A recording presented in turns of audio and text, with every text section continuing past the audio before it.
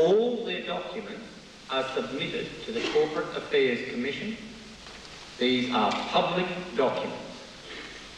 No problem in getting them. So when we go to the Corporate Affairs Commission in Brisbane and have a look at the Creation Science Foundation in this country, we find there are 7 members only. 7 members.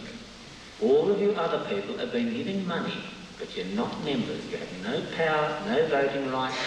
We have 7 members. That is a closed system.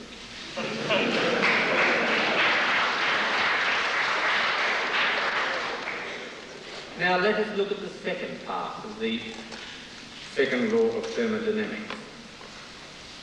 When we look at the Creation Science Foundation Limited account, very easy to find, public information, we find that in the year 1985, $92,358 just vanished, disappeared. That is order to disorder. So when we look at the Creation Science Foundation in this country, it is a closed shop, 7 people who can control it, have their hand in the till, whatever you want to call it. And there is a not insubstantial amount of money, $92,358, which is unaccounted for. It just disappears.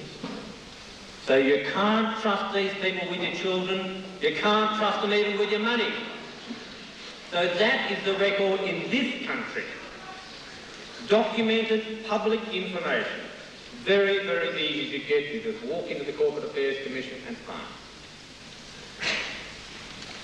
When we allow our creationists to talk science, if we press them for an answer and follow it to the end, we get idiocy. When we look at their publications, we have one lie in every 11 words. When we look at their public performance, they fabricate the data. We have uncleanliness coming out of the mouth of a false prophet. With their teaching of science, it is based on fraud, on perversity, on heresy. They don't even teach science, and they create atheists. This is the organisation we have. And then when we look at their accounts in this country, we have an enormous amount of money that just is unaccounted for. So are we talking about scientists? Are we talking about missionaries? Are we having lies told for God? Are we having lies told for mammon? No. There is only one conclusion that you come to when you have a good look at the operations and activities of the creationists. They are telling lies for mammon. Here is Satan. He wants God's blessing for the devil's work.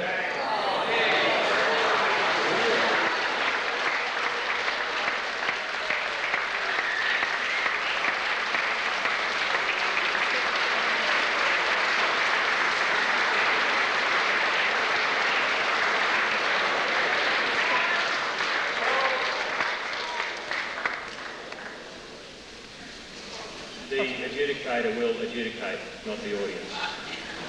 There is now going to take 15 minutes. Again, it will be timed.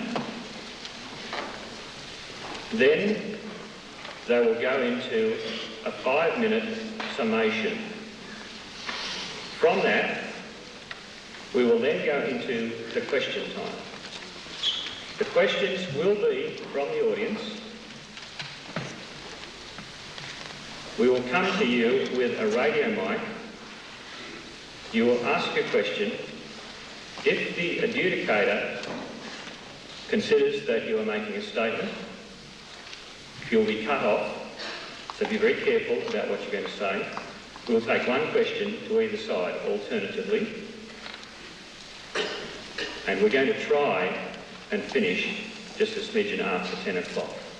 So if people wish to stay behind after, they may. but basically we're going to try to aim and finish at that time. The adjudicator at the end of the questions will then sum up. Okay, Dr. Gish.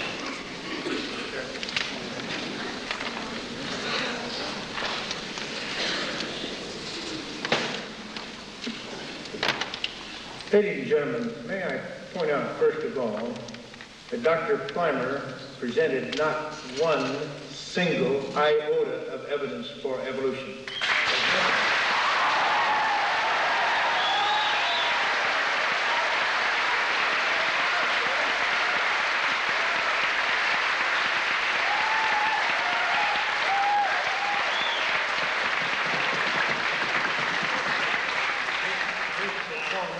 Strictly theatrical.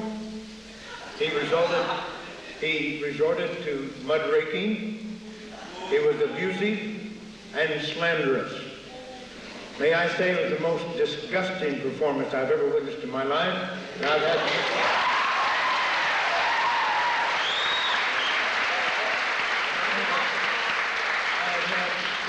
200 debates throughout the world, and some with some of the leading evolutionists. Now, first of all, about Dr. Denton. I just had lunch with Dr. Denton yesterday. I had a nice long conversation with him. Dr. Denton did not deny or go back on anything that he put in this book. This is what he did say, that if he were going to write a book on this subject, they would take a different approach.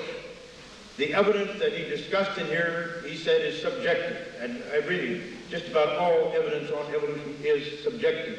But from the perspective now in genetic research, he believes it's possible to objectively establish whether evolution is possible or not. And certainly from his present state of knowledge, he believes it to be objectively proven that it is impossible. So if he wrote another book on this subject, it would be from the perspective of genetics. But he has not withdrawn anything that he's put in this book. That was a false point.